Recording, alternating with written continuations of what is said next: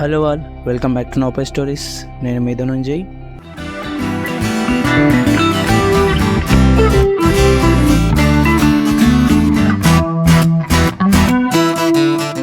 రీసెంట్గా ఓపెన్ అయిన స్వర్ణగిరి వెంకటేశ్వర స్వామి ఆలయానికి అయితే వెళ్తున్నాం.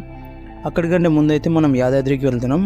అక్కడ ఒక మ్యారేజ్ అవుతుంది. సో అది చూసుకొని లక్ష్మీ నరసింహస్వామి దర్శనం చేసుకొని అక్కడ నుండి అయితే స్వర్ణగిరికి వెళ్దాం.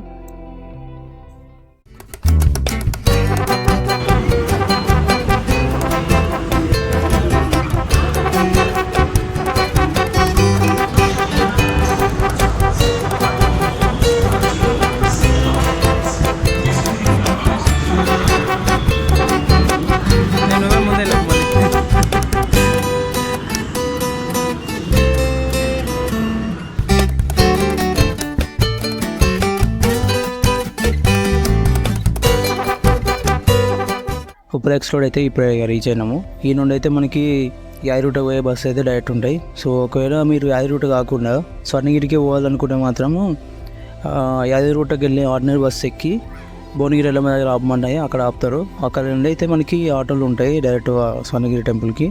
అట్లా కాకుండా భువనగిరికి వెళ్ళి కూడా మనకి అక్కడ నుండి ఆటోస్ ఉంటాయి స్వర్ణగిరికి వెళ్ళడానికి. మేమైతే ఇప్పుడు యాదగిరిగుట్టకి వెళ్తున్నాము. సో అందుకని యాదగిరిగుట్ట వెళ్ళే ఎక్స్ప్రెస్ బస్ అయితే ఎక్కినాము.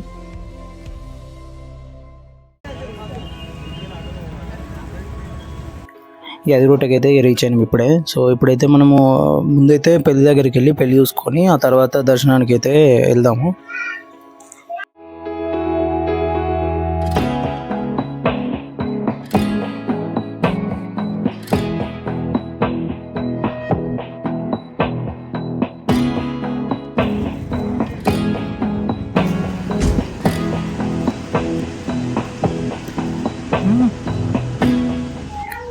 ఫంక్షన్ హాల్కి అయితే వచ్చేసాము. ఫంక్షన్ హాల్కి వచ్చిన తర్వాత ఏమైంది, ఎవరు లేరు ఇక్కడ అసలుకి, ఇంకా ఎవరు రాలేదు.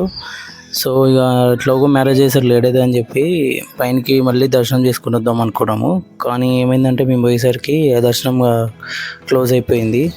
సో మళ్ళీ 1 గంటలకు ఓపెన్ చేస్తా అన్నారు. సో అందుకని చెప్పి ఇక మళ్ళీ రిటర్న్ వచ్చేసినాము. తినేసిన తర్వాత అయితే ఇక లంచ్ తర్వాత వెళ్ళి దర్శనం చేసుకొని అటు ఇక స్వర్ణగిరికి వెళ్దామని చెప్పి మళ్ళీ అయితే రిటర్న్ వచ్చేసినాము.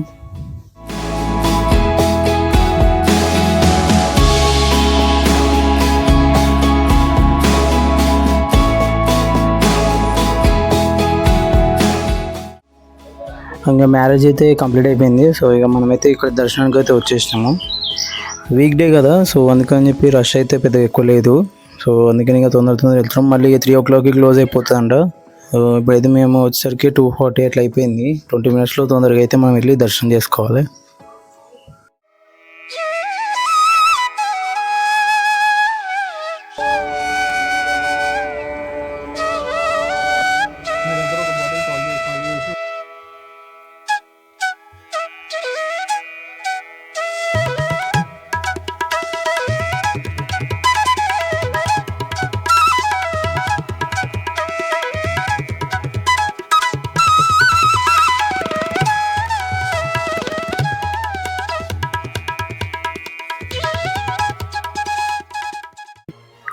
ఇంకా వీక్ డే కావడం వల్ల అయితే మాకు ఫ్రీ దర్శనం కూడా అయితే 15 minutesలో అయిపోయింది. ఇక మేమైతే టెంపుల్ నుండి అయితే బయటకు వచ్చేసాము దర్శనం చేసుకొని. ఇంకా ఇక్కడ నుండి అయితే మేము ఇప్పుడు టెంపుల్ అంతా కొద్దిసేపు ఇక్కడ టైం స్పెండ్ చేసి ఇక్కడ నుండి అయితే మన స్వర్ణగిరి టెంపుల్కి అయితే వెళ్తాము.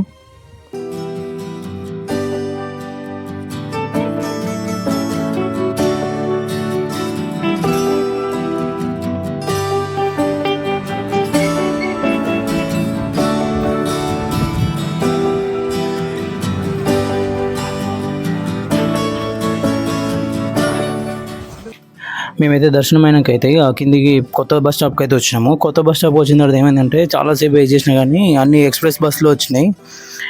కానీ ఒక్కటి కూడా ఆర్డినరీ బస్సు రావట్లేదు. ఎందుకంటే ఎక్స్ప్రెస్ బస్సులు మనకి అక్కడ భువనగిరి ఎల్లమ్మ టెంపుల్ దగ్గర అయితే ఆపాయి.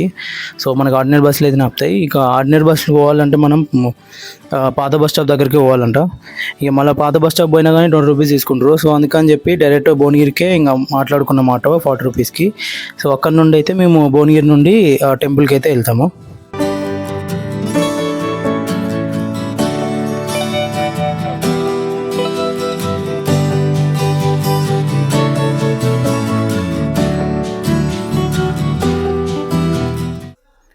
స్వర్ణగిరికి అయితే వచ్చేసినాము.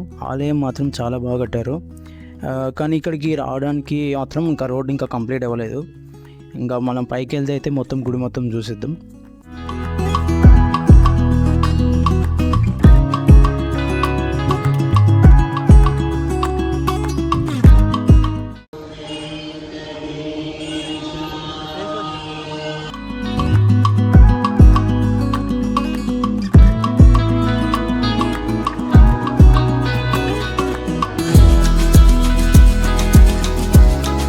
ఇంకా గుడి అయితే చాలా బాగా కట్టారు. నైట్లో అయితే ఇంకా లైటింగ్స్తో అయితే చాలా బాగుంది టెంపుల్ చూడడానికి.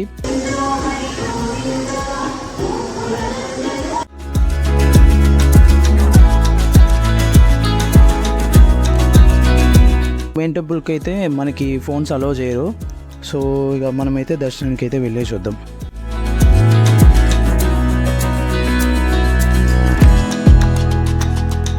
ఇంకా దర్శనం అయితే చాలా బాగా జరిగింది. ఇక్కడికి వచ్చిన వాళ్ళు అయితే ఇక్కడ కనిపిస్తున్న గంటను కొట్టి వారి కోరికలను కోరుకుంటారంట.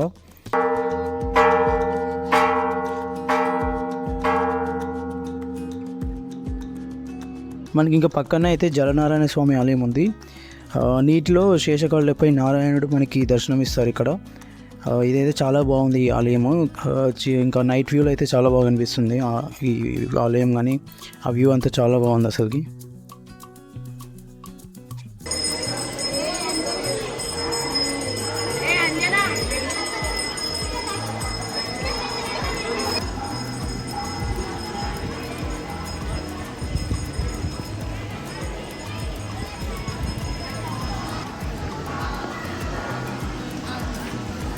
టెంపుల్ అయితే ఇంకా చాలా బాగా కట్టారు.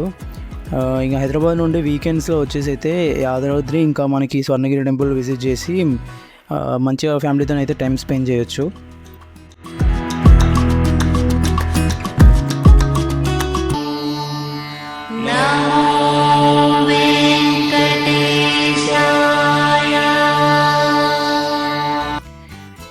ఇంకా లేట్ అవుతుందని ఇక మేమైతే ఇక రిటర్న్ అయినాం. ఇక్కడ నుండి భువనగిరికి వెళ్ళి మనకి అక్కడ నుండి అయితే హైదరాబాద్కి బస్సెస్ అయితే ఉంటాయి. ఇక మేమైతే మళ్ళీ రిటర్న్ అయిపోయినాం. ఇక ఈ వీడియో అయితే మీకు నచ్చింది అనుకుంటున్నాను. ఇంకా మన ఛానల్ ఇక ఎవరైనా సబ్స్క్రైబ్ చేసుకోకపోతే సబ్స్క్రైబ్ చేసుకోండి. మరొక మంచి వీడియోతో మీ ముందుకు వస్తాను. అంతవరకు సైనింగ్ ఆఫ్ మీ ధనుంజయ్.